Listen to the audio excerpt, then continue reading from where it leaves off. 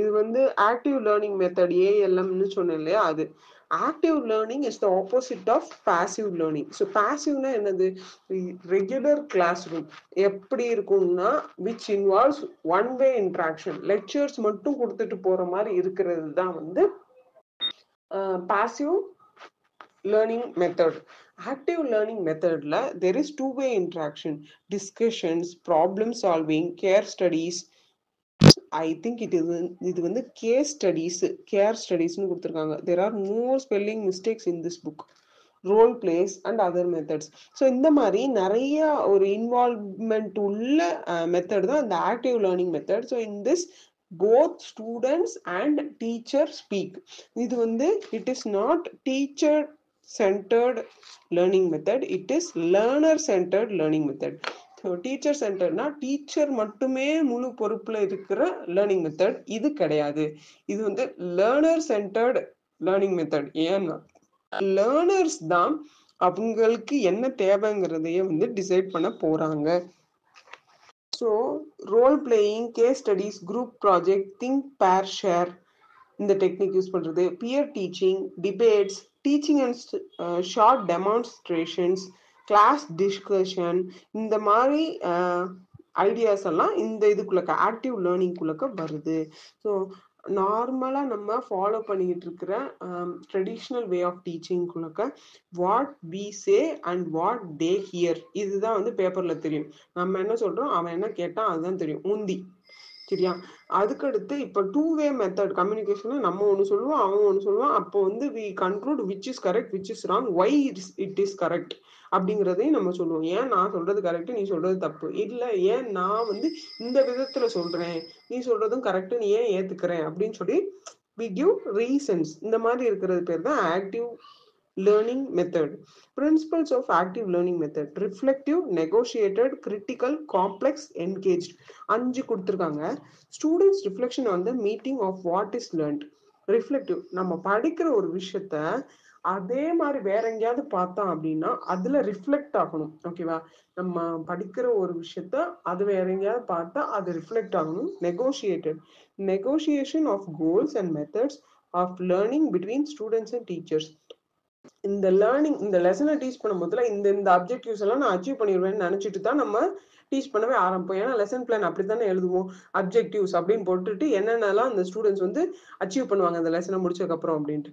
அந்த நெகோசியேஷன்ஸ் வந்து நம்ம இது நீ நடந்துக்கிட போற, இது நீ செய்ய போற அப்படிங்கறது வந்து ஃபர்ஸ்டே கொடுத்துடுறோம். சரியா? Next critical, student appreciate different ways and means of learning the content. கிரிட்டிக்கல்னா இப்போ வந்து என்ன சொல்றாங்கன்னா ஒரே விஷயத்த எந்தெந்த வழியிலலாம் வந்து புரிஞ்சுக்கலாம். இப்போ வந்து ஒரு கான்செப்ட் அது வந்து ஒரு டிபேட்டா சொல்லலாம், ஒரு ஸ்டோரியா சொல்லலாம், இல்ல நம்ம வந்து ஒரு ரோல் பிளேவா கொடுக்கலாம், ஒரு குரூப் ப்ராஜெக்டா கொடுக்கலாம். ஸோ ஒரு விஷயத்த என்னென்ன வழியிலலாம் கத்துக்கலாம் அப்படிங்கிறது. Complex, students compare learning tasks with complexities existing in real life and making reflective analysis. காம்ப்ளெக்ஸ்னா நம்ம நடத்துற ஒரு விஷயத்த மாதிரியே இன்னும் ஒரு விஷயம், நான் அந்த ரெஃப்ளெக்டிவ்ல சொன்னேன்ல, ரியல் லைஃப்ல நடக்கிற ஏதோ ஒரு விஷயத்த ஏன் இது இப்படி இருக்கணும் அப்படின்னு சொல்லிட்டு பாக்குறது இருக்குது இல்லையா, கம்பேர் அண்ட் கான்ட்ராஸ்ட், அந்த இதுதான் காம்ப்ளெக்ஸ்ன்னு சொல்லி சொல்றாங்க. 5th ஒன் வந்து engage. Real life tasks are reflected in the activities conducted for learning. இந்த என்கேஜ்மெண்ட் இதுல இருக்கிறத அதுல அப்ளை பண்ணி அதுல ப்ராப்ளம் சால்வ் பண்ணி காட்டுறது. இதுல எல்லாமே இன்டர் ரிலேட்டட் தான், ஒரே விஷயத்த தான் திரும்ப திரும்ப சொல்லியிருக்காங்க. First one reflective, second one negotiated, third one critical, fourth one complex, fifth one engage. படிக்கிறத அப்ளை பண்ணணும், அப்ளை பண்ற மாதிரி இருந்தால் தான் அது ஆக்டிவ் லேர்னிங் மெத்தட். அப்ளை பண்ற மாதிரி இல்லை, லெக்சர்ஸ் மட்டும் கேட்டுட்டு பேப்பர்ல மட்டும் எழுதிட்டு வந்துட்டோம், that is merely puking or vomiting. அந்த காதுல கேட்டதை அப்படியே வாமிட் பண்ணிட்டு வர்றோம் அப்படின்னா that is passive learning method. இது வந்து ஆக்டிவ் லேர்னிங் மெத்தட். இது வந்து ஒரு லேர்னர் சென்டர்ட் அப்ரோச். இதுல வந்து responsibility is given to the learners instead of teachers. ஓகேவா? Active learning techniques. Active learning டெக்னிக்ஸ்ல ஃபர்ஸ்ட் வந்து திங்க் பேர் ஷேருங்கிற ஆக்டிவிட்டி கொடுத்துருக்காங்க. இதை வந்து அப்பயே சொன்னேன். திங்க் பேர் ஷேர்னா என்னன்னா, ஒரு டாபிக் கொடுத்துடணும், அந்த டாபிக் பத்தி ஒரு கொஷின் ரைஸ் பண்ணணும். ஓகேவா? It should be open ended question. Open ended கொஷின்னா opposite of close ended question. Close எண்டட்னா எஸ் ஆர் நோ, இந்த ரெண்டுல ஏதாவது ஒரு ஆன்சர் தான் வரணும், அதான் க்ளோஸ் எண்டட். ஓப்பன் எண்டட் கொஸ்டின்னா எப்படி இருக்கும்னா எப்படி வேணா ஆன்சர் வரலாம், நம்ம எதிர்பார்க்காத அளவுக்கு ஆன்சர் வரும், அதான் ஓப்பன் எண்டட் கொஸ்டின். ஸோ நம்ம ஒரு ஓப்பன் எண்டட் கொஸ்டினை கேட்டு அதுக்கு எல்லா ஸ்டூடெண்ட்ஸும் எப்படி பதில் சொல்ல போறாங்கிறத 2 minutes டைம் கொடுத்து ப்ரிப்பேர் பண்ண வச்சு ரெண்டு பேரா பேர் பண்ணி விட்டுட்டு அவங்க இன்னொரு ஃப்ரெண்டு கிட்டக்க என்ன ஆன்சர் சொல்றாங்க, அவங்க என்ன நினைச்சிருக்காங்கிறத கேட்கணும்.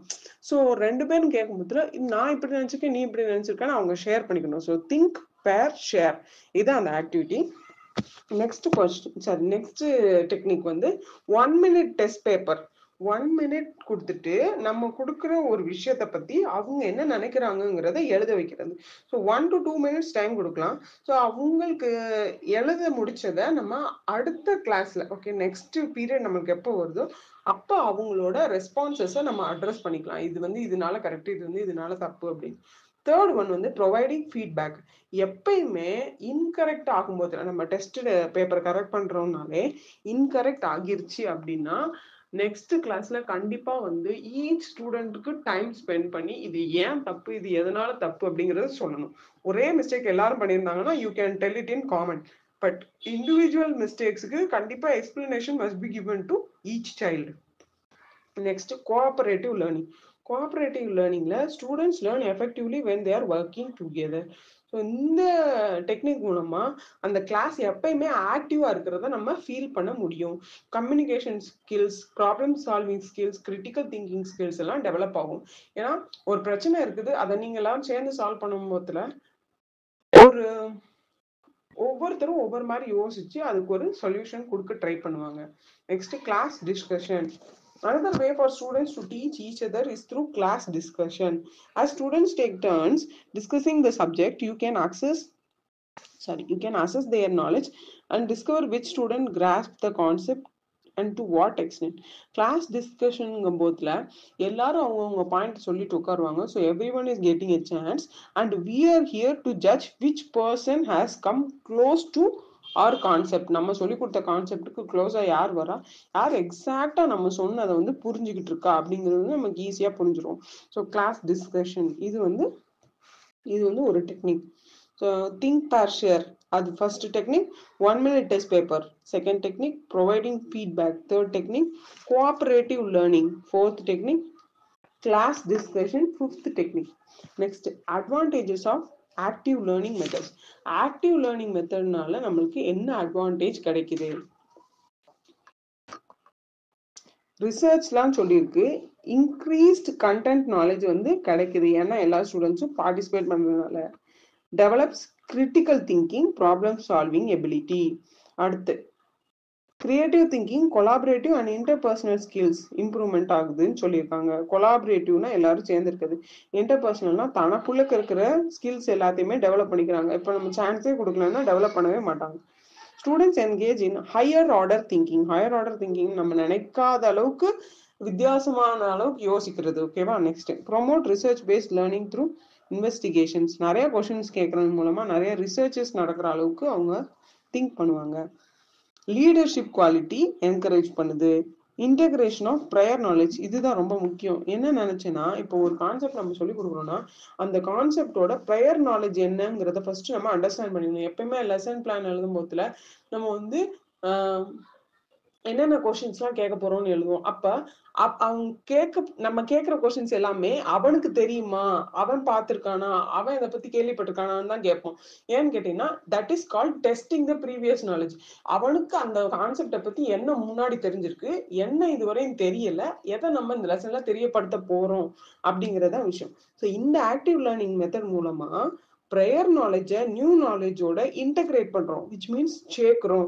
ஸோ இது வந்து ஒரு important advantage. Next cultivating a dynamic environment through interdisciplinary learning and generating higher profile activities for better learning experience. So அந்த ஆக்டிவ் லேர்னிங் மெத்தட் மூலமா என்ன பண்றோம் அப்படின்னா டைனமிக் என்வாயன்மெண்ட், ஒரு கிளாஸ் ரூம்குள்ளக்க என்னென்ன மாதிரிலாம் சிச்சுவேஷன்ஸ்ல லேர்ன் பண்ணலாம். ஜஸ்ட் நீ ஸ்ட்ரைட்டா உட்காரு, நான் ஸ்ட்ரைட்டா உட்காந்து உனக்கு நடத்துவேன், இல்லை நான் நின்று நடத்துவேங்கிறது இல்லாம ஒரு 2 ஸ்டூடெண்ட்ஸா இல்ல 4 ஸ்டூடெண்ட்ஸா இல்ல கிளாஸ் மொத்தமும் சேர்ந்து இந்த மாதிரி டிஃப்ரெண்ட் என்வாயன்மெண்ட்ஸ் டைனமிக்கான என்வாயன்மெண்ட் செட் பண்ணி டிசிப்ளினோட ஒரு விஷயத்த வந்து நம்ம என்ன சொல்றது பண்ணும்போதுல we get good impact.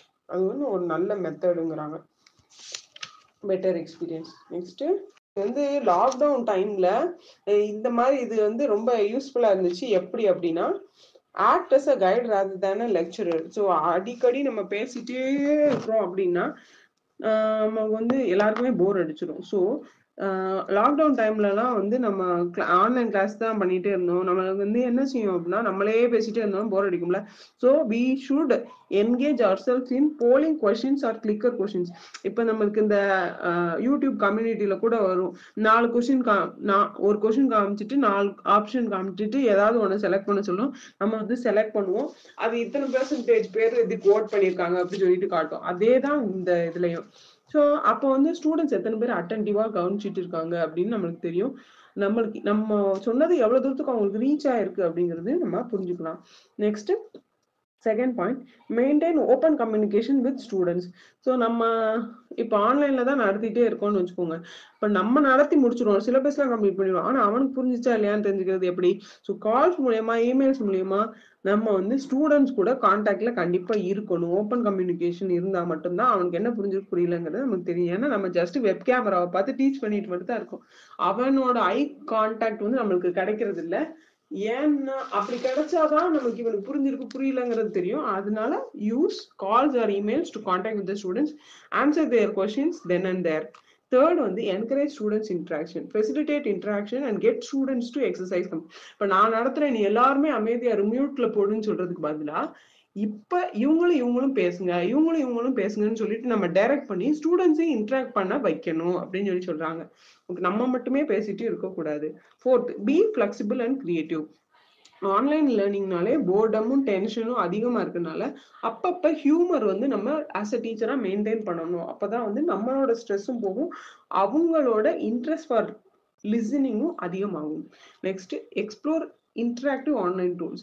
Online டூல்ஸ்லேயே வந்து எது பெஸ்ட்டோ அதெல்லாம் செலக்ட் பண்ணணும். For example Zoom, Panopto, Google Hangout, Skype, இந்த மாதிரி நல்ல டூல்ஸ் எல்லாம் இருக்குது. அதெல்லாம் சூஸ் பண்ணி நம்ம ரொம்ப இன்டராக்டிவா கிளாஸஸை கொண்டு போகணும் அப்படின்னு சொல்றாங்க. ஸோ இதெல்லாம் தான் ஆக்டிவ் லேர்னிங் மெத்தட்ல நம்ம பார்க்குற விஷயங்கள். Hope you understood. Thank you. Good night. Bye.